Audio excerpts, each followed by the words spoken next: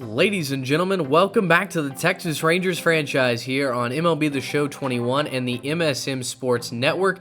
It's the trade deadline and it's time to make some moves.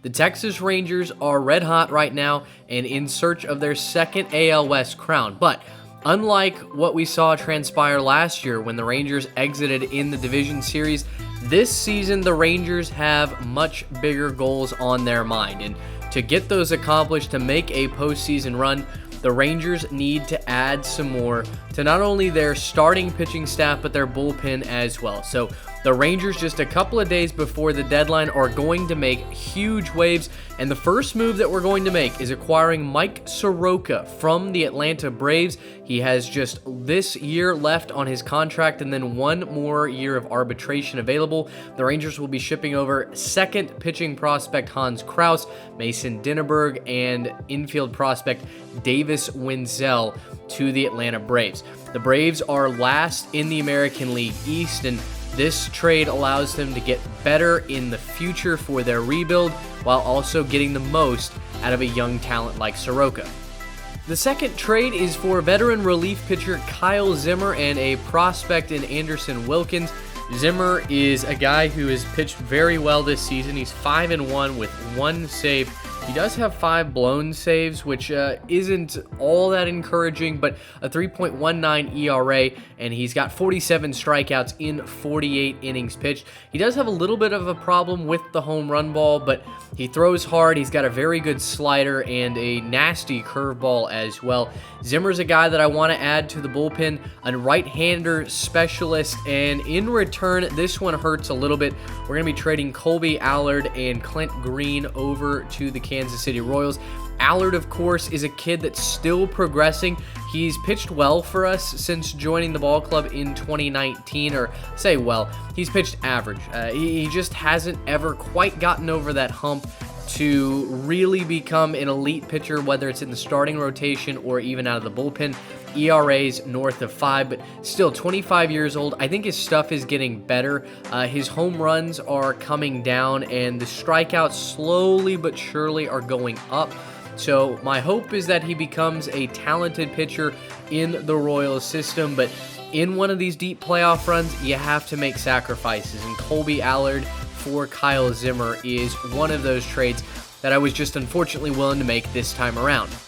Now, this last and final trade may surprise some people, but hear me out on this. We're going to trade Tyler Beede and prospect Jake Latz to the Cincinnati Reds for Tyler Maylie.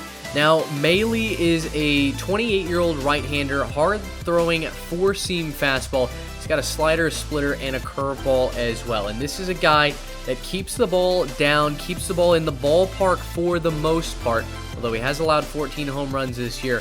But he's got 93 strikeouts in 108 innings. I like to see that. The walks just at 32, a 3.40 ERA.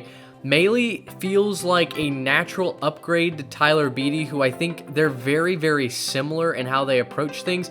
Now, I know that Beede is 10-4. Great record. He's pitched fairly well for us. In fact, he even has 94 strikeouts, a 3.56 ERA. But Beede has struggled in some big-time matchups. The game against the Angels that I showed you in the last episode was one example, but he's also struggled in some games that I've played off camera as well. Beede just doesn't have that big game experience that I think ultimately gives us an edge down the line. And well, we've got a little bit of money to spend. Maylie has a great breaking ball repertoire, and that's what I want heading into the postseason. So the Rangers are going to make this deal for Tyler Maylie.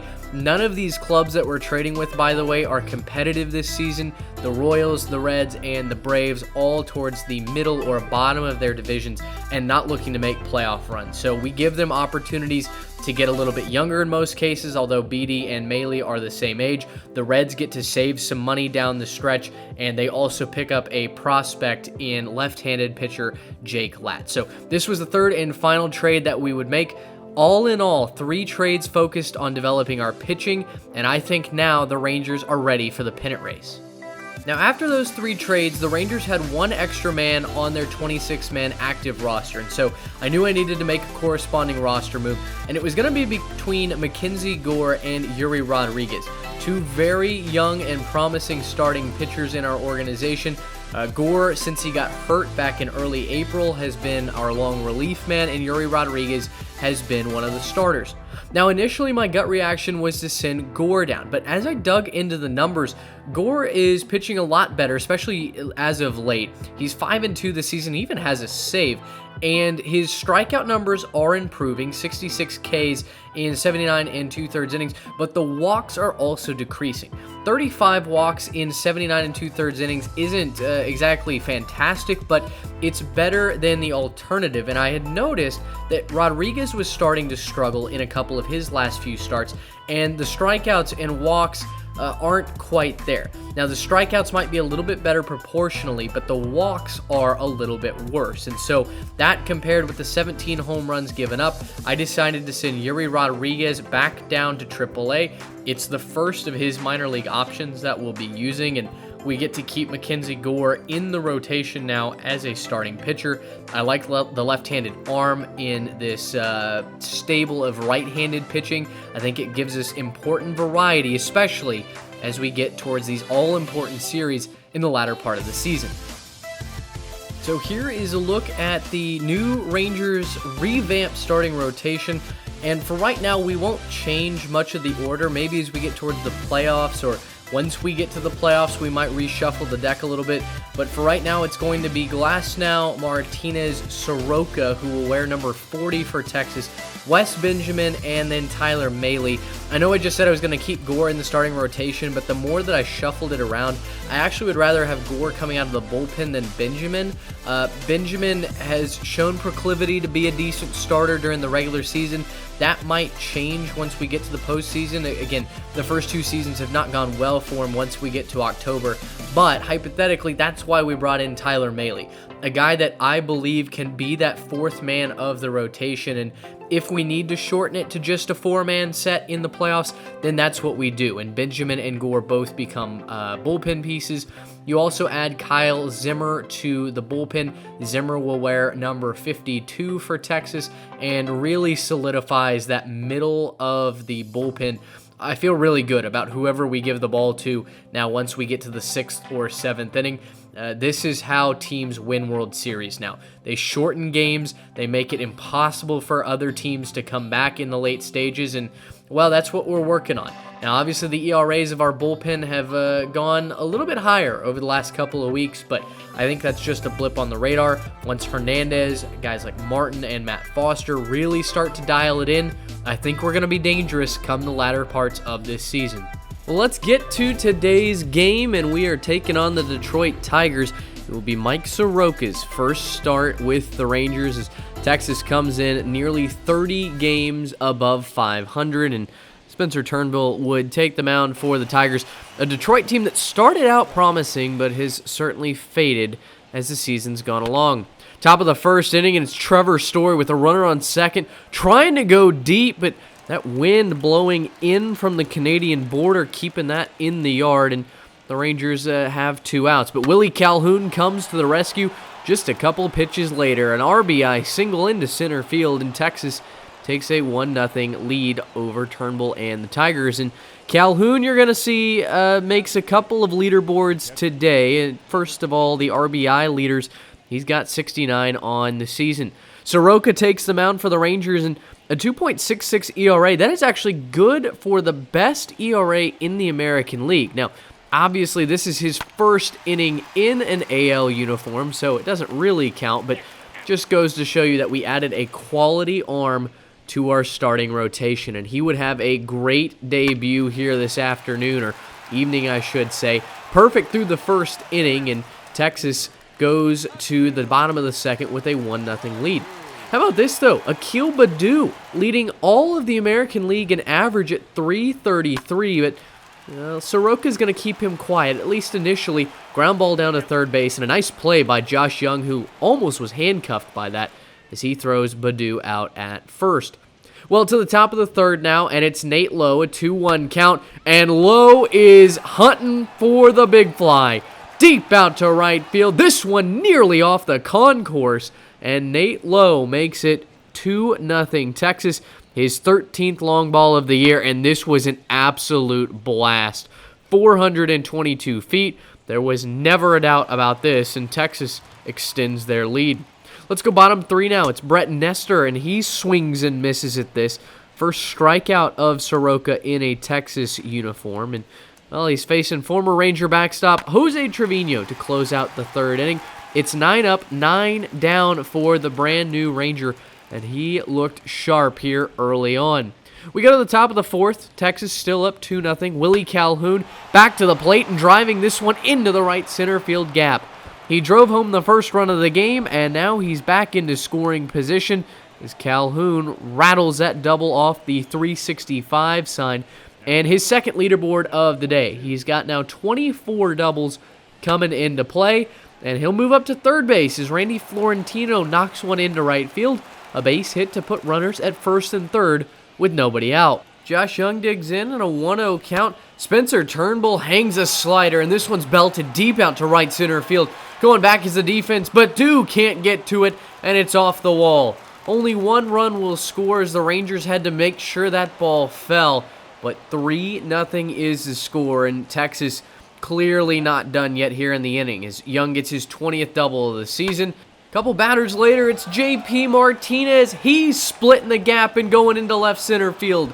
Both runs will come around to score. Martinez cruises into third standing up, and Texas is all over the Bengals of Detroit. It is 5-0 in the top of the fourth inning.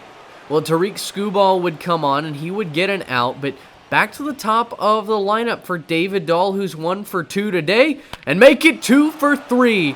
David Dahl lifts off into deep right field, and the Rangers blow this one open. It's 7-0 now, as Dahl hits his 21st home run of the season. That 6th run, by the way, was an RBI sac fly from Nate Lowe.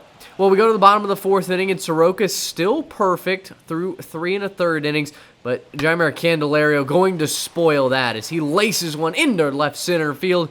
A dive from Martinez just to say that he gave the ultimate effort, but Candelario will come all the way around to third base, and the perfect game gone for Soroka just 3 1/3 innings in.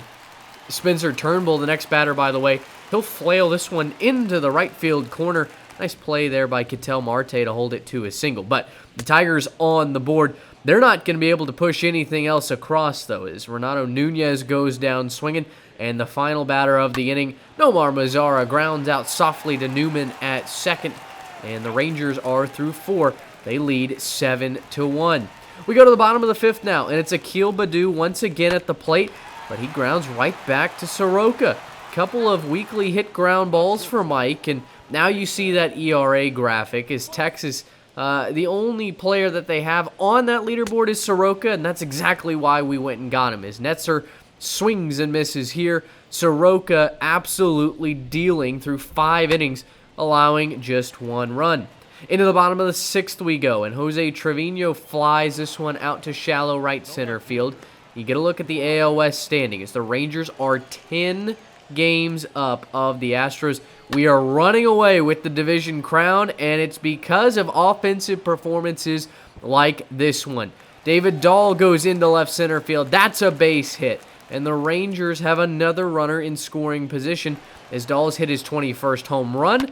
He also gets his 21st double, but the Rangers not going to be able to score this time as Trevor Story thrown out at first, and the deficit for the Tigers stays at just 6.